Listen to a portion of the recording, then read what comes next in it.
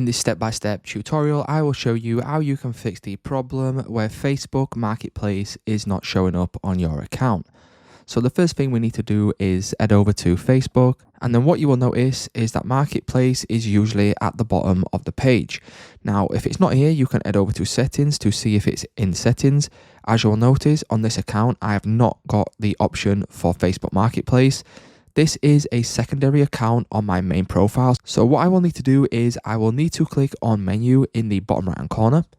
From here, you want to select the three dots in the top right hand corner. And then from here, you want to select your main profile. So if I select my main profile, as you can see now, what will happen is that Marketplace will now show up at the bottom. If we head over to menu, Marketplace will also show up in the menu section. So Facebook only allow you to have Marketplace on your main profile, and any secondary profile, Facebook Marketplace will not show up. So it's just that simple, guys. If this video did help you out, please leave a like on today's video, and I will see you in the next one.